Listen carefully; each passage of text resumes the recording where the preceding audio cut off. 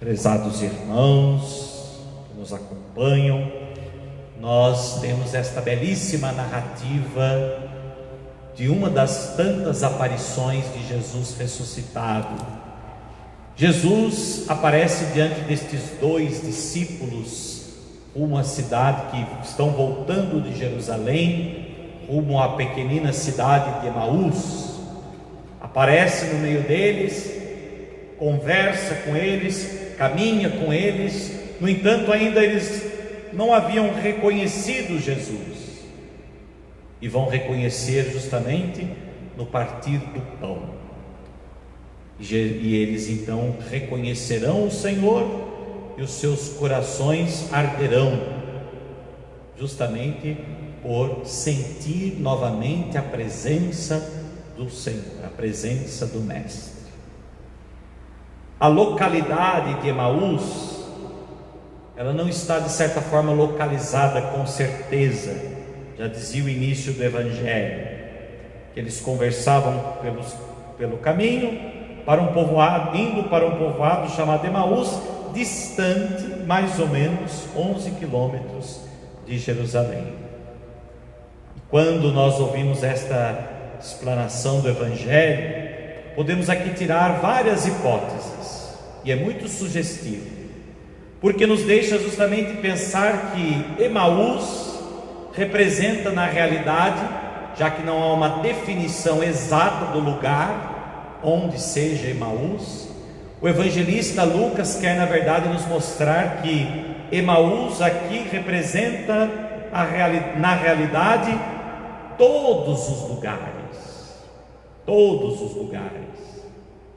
A estrada que nos conduz é o caminho de todos os cristãos, aliás, de todos os homens.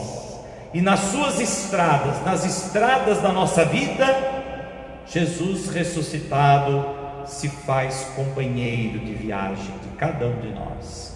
E Jesus se faz companheiro de viagem no caminho da vida, no caminho rumo ao Emaús que nós buscamos e ansiamos para, de certa forma, reavivar nos nossos corações o calor, a vivacidade da fé, da esperança, e ao mesmo tempo nos alimentar com o pão da vida eterna.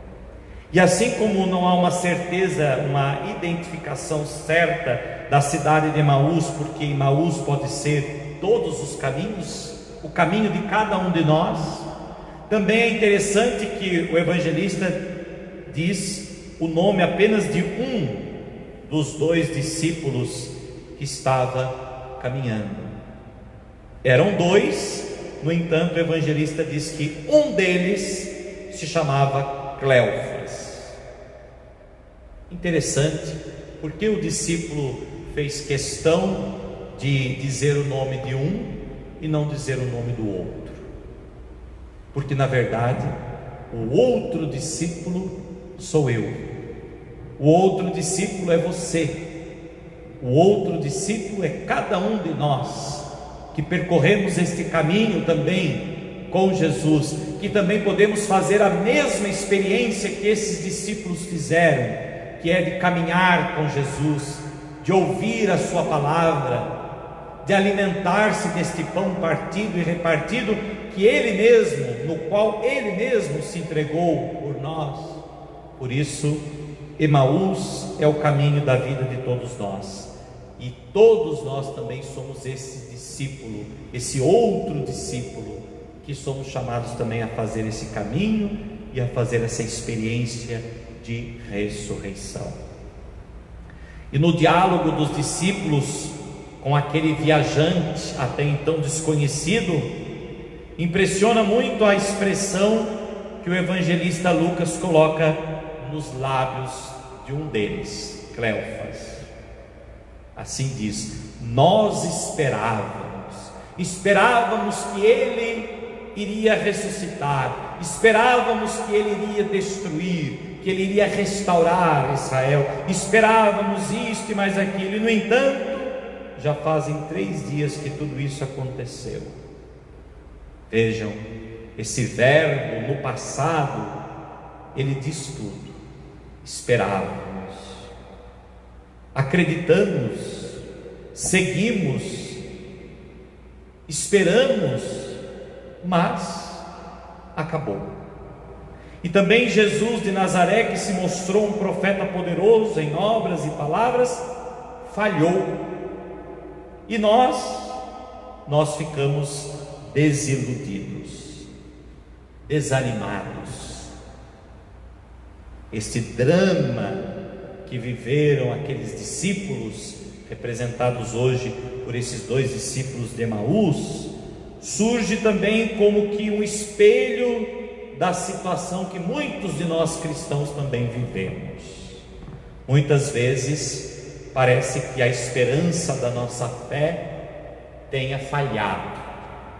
Muitas vezes a nossa própria fé entra em crise.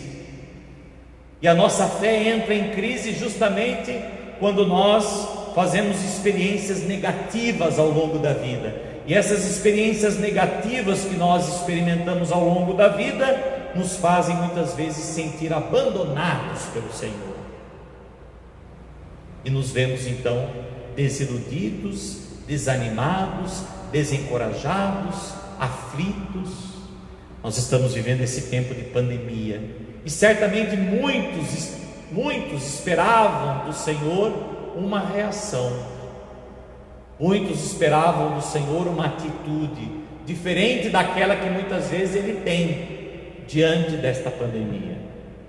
Talvez muitos de nós ainda esperamos, e no entanto, se nós colocamos então a nossa fé a partir das experiências negativas que nós estamos vivendo neste tempo de pandemia, como também outros momentos da nossa vida, se nós nos pautamos pelas experiências negativas, também nós, como esses 2 discípulos, nos sentiremos abandonados pelo Senhor, nos sentiremos também esquecidos, iremos também nos frustrar. Mas essa estrada para Emaús, na qual caminhamos, ela pode se tornar então como foi para os 2. Essa estrada de Emaús pode se tornar uma via, um caminho de purificação, um caminho de maturação, ou seja, de maturidade da nossa fé em Deus.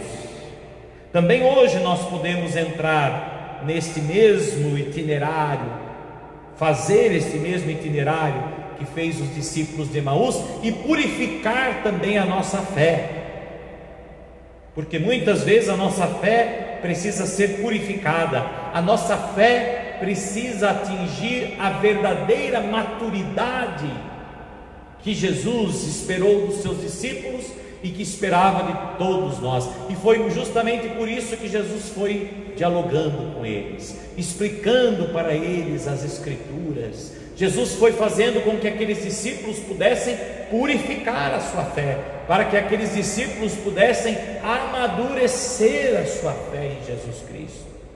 E por isso, Jesus também convida cada um de nós a fazer esse mesmo diálogo com Ele, escutando a sua palavra, deixando-se conduzir pela sua palavra. Também hoje Jesus parte o pão para nós. Jesus doa-se a si mesmo como nosso pão, como nosso alimento, e dessa maneira o encontro com Cristo ressuscitado se torna possível também hoje. O encontro com Cristo ressuscitado se torna possível também hoje.